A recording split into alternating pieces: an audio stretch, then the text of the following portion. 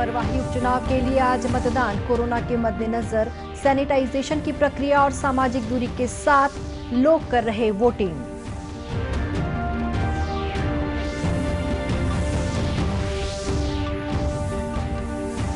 देश में कोविड संक्रमण से ठीक होने वालों की दर 92% पहुंची।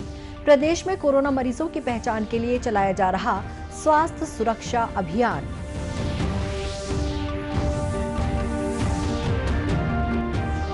दंतेवाड़ा में लोन वर्राटू यानी ऑपरेशन घर वापसी के तहत 5 इनामी और 10 अन्य माओवादियों ने किया आत्मसमर्पण।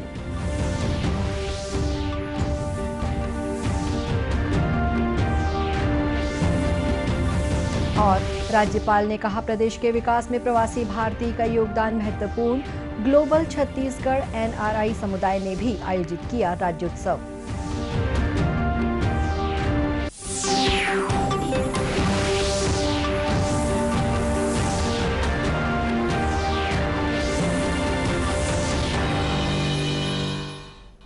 नमस्कार, आप देख रहे हैं दूरदर्शन समाचार।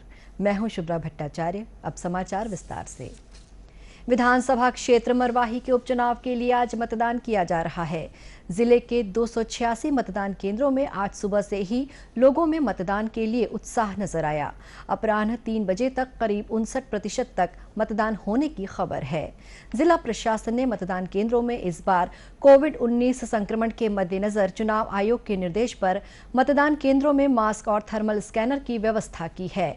साथ ही लोगों के हाथों को सैनिटाइज करने के बाद ही बूथ में प्रवेश दिया जा रहा है। इस बार मतदान केंद्रों में सामाजिक दूरी का पालन करते हुए मतदान सुनिश्चित किया गया है। कांग्रेस प्रत्याशी डॉक्टर के ध्रुव और भाजपा के प्रत्याशी डॉक्टर गंभीर सिंह ने भी अपने मताधिकार का प्रयोग किया। मरवाही सीट पर मुख्य मुकाबला कांग्रेस और भाजपा के बीच ही माना जा रहा है। मतदान केंद्रों में महिलाओं के बीच खासा उत्साह नजर आया। आदर्श मतदान केंद्रों में बुजुर्गों और दिव्यांग मतदाताओं के लिए विशेष व्यवस्था की गई थी। मरवाही के 126 संवेदनशील मतदान केंद्रों में सुरक्षा के पुख्ता इंतजाम किए गए हैं। सीसीटीवी कैमरे से मतदान प्रक्रिया की निगरानी की जा रही है। मतदान शुरू होने के बाद कुछ केंद्रों से वोटिंग मशीन में खराबी की शिकायत सामने आई, जिसके बाद उन्हें तत्काल बदल दिया गया। इस चुनाव के नतीजे आगामी मंगलवार 10 नवंबर को घोषित किए जाएंगे। गौरतलब है कि मरवाही सीट विधायक और पूर्व मुख्यमंत्री अजीत जोगी के निधन के बाद रिक्त हो गई थी। उधर बिहार में विधानसभा के दूसरे चरण के तहत आज 94 सीटों के लिए मतदान किया जा रहा है। इसी तरह मध्य प्रदेश की 28 विधानसभा सीटों पर उपचुनाव की प्रक्रिया के तहत वोट डाले जा रहे हैं। गुजरात में भी 8 विधानसभा सीटों पर उपचुनाव के दौरान मतदान किया जा रहा है। प्रदेश में 1 दिसंबर से समर्थन मूल्य पर धान खरीदी की जाएगी। राज्य की मंत्रिमंडलीय उपसमिति ने धान खरीदी की तैयारियों को लेकर बैठक की। बैठक में खाद्य मंत्री अमरजीत भगत, सहकारिता मंत्री डॉक्टर प्रेमसाय सिंह टेकाम, परिवहन मंत्री मोहम्मद अकबर, खेल एवं युवा कल्याण मंत्री उमेश पटेल, विधायक सत्यनारायण शर्मा, अपेक्स बैंक के अध्यक्ष बैजनाथ चंद्राकर मौजूद थे। बैठक में निर्णय लिया गया कि पिछली बार की प्रक्रिया के तहत ही इस वर्ष भी धान खरीदी की जाएगी। किसानों से 15 क्विंटल प्रति एकड़ के हिसाब से धान खरीदा जाएगा। बैठक में बारदाने की उपलब्धता को लेकर चर्चा की गई। बैठक में बताया गया है कि प्रदेश में धान खरीदी के दौरान 4,75,000 गठान बारदाने की जरूरत होगी।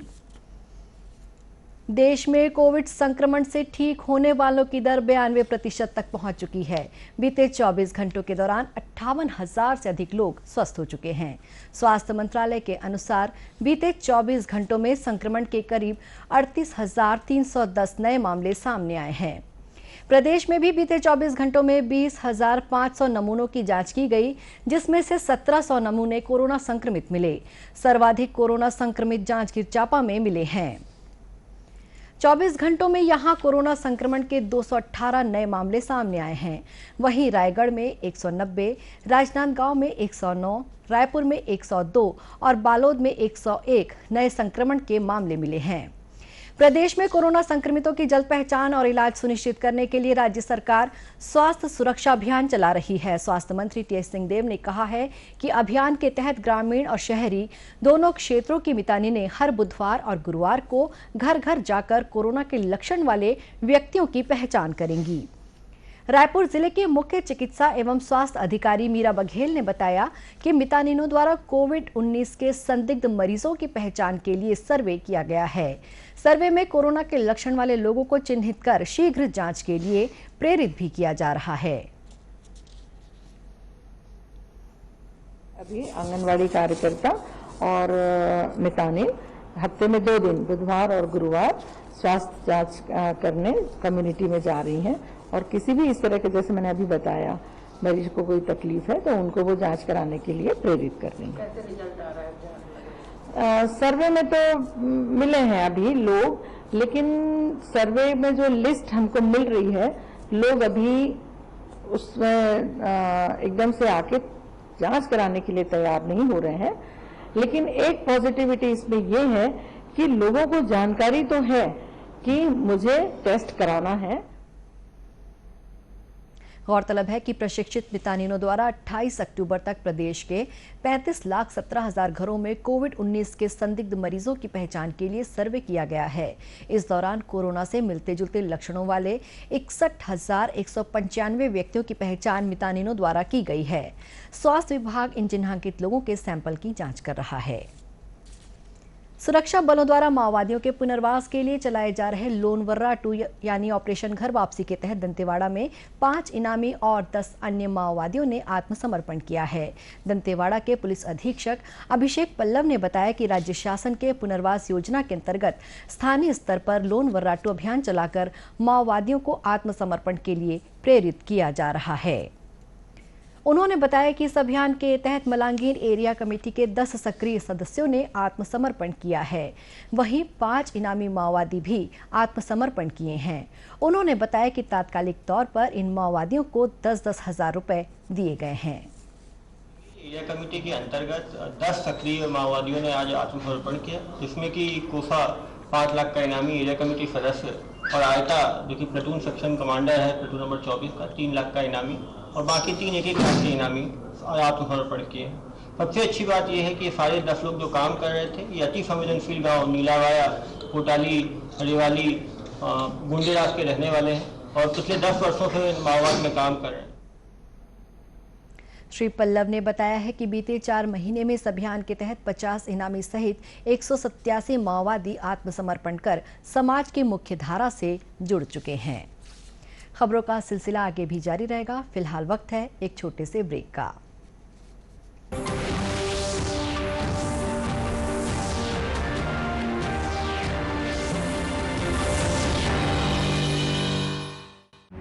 वैश्विक महामारी कोविड-19 जिसका कहर संपूर्ण मानव जाति को अपनी आगोश में ले चुका है। टीका या दवाई उपलब्ध होने तक महामारी के खिलाफ मानवता की जंग जारी है। अब जब अनलॉक 5 के तहत लगभग सारा देश खुल गया है, तब और भी आवश्यक है कि हम सतर्क रहें। ऐसे में सबसे जरूरी है समझदारी और बचाव।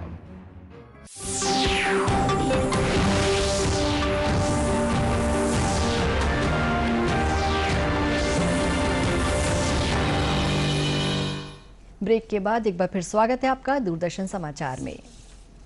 राज्यपाल अनुसुईया उइके ने कहा है कि किसी भी प्रदेश की उन्नति में एनआरआई समुदाय का बहुत बड़ा योगदान होता है।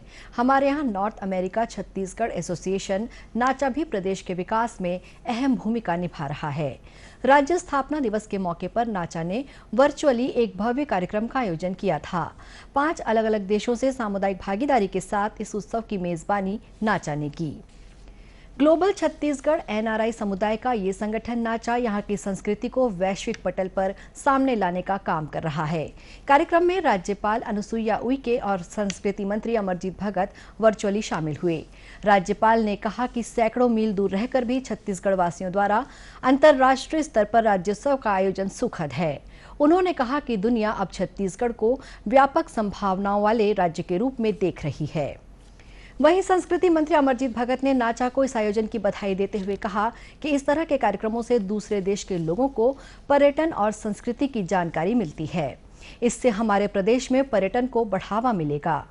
नाचा की संस्थापक दीपाली सरावगी ने इस आयोजन के उद्देश्य पर प्रकाश डाला है। उन्होंने कहा कि छत्तीसगढ़ के जो युवा विदेश जाने की इच्छा रखते हैं वे नाचा की गतिविधियों से जुड़ सकते हैं। उन्होंने कहा कि इस कार्यक्रम द्वारा नाचा को दुनिया भर के छत्तीसगढ़ी एनआरआई से जुड़ने में मदद मिलेगी। प्रदेश में स्व सहायता समूह और अन्य महिलाओं द्वारा गोबर से दिए तथा सजावटी सामान बनाए जा रहे हैं। दीपावली के अवसर पर इनकी बाजार में अच्छी मांग है। कोरबा जिले में भी महिलाएं गोबर से दिए बनाने का काम कर रही हैं। इस जिले में खास बात यह है कि यहाँ स्वच्छता कार्यकर्ता ही दिया निर्माण कर रही हैं। ये महिलाएं घर घर जाकर सफाई कार्य करती हैं, इसके बाद दिया बनाने में जुट जाती हैं। इन दियों की मार्केटिंग का तरीका भी अनूठा है। दिया बनाने वाली स्वच्छता कार्यकर्ताओं का कहना है कि जब वे घरों से कचरा संग्रहण करने के लिए जाती हैं, तभी उन्हीं घरों में दिया भी बेचती हैं। हम लोग आते हैं सुबह घर से और ये 7 बजे हम लोग का सेल्फी होता है। कुछ देर समय रहता है, यहाँ की साफ सफाई करते हैं। उसके बाद में हम लोग रिक्शा पकड़ के एरिया निकल जाते हैं।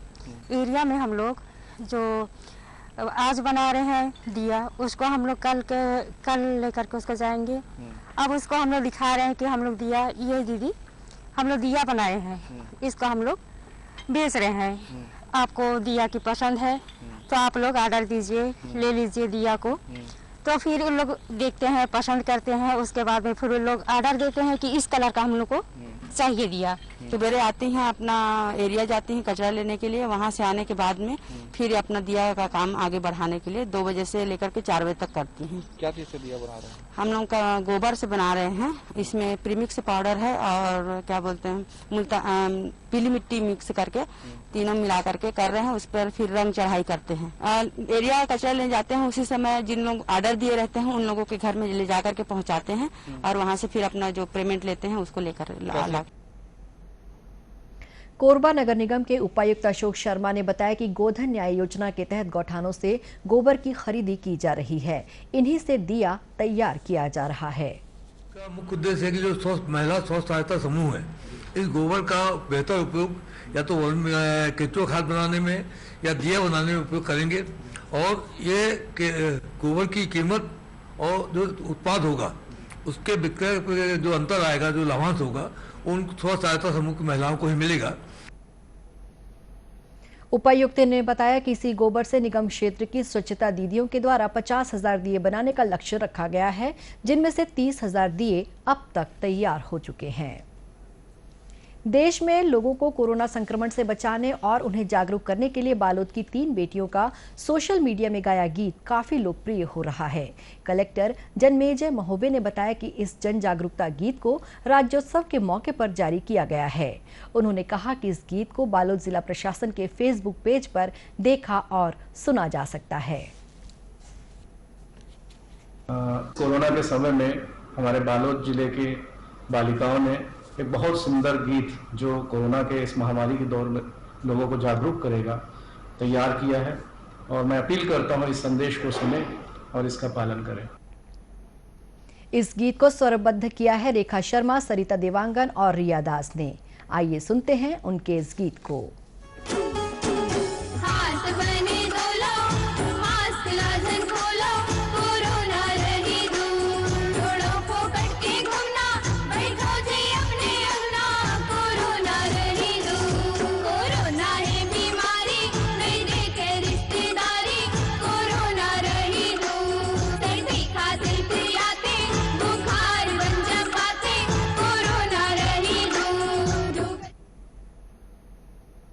कोरोना से बचाव के लिए मास्क, सैनिटाइजर के साथ ही सोशल डिस्टेंसिंग का भी पालन करें। कोरोना को हराना है, मास्क जरूर लगाना है। इसी के साथ ये समाचार बुलेटिन समाप्त हुआ। नमस्कार।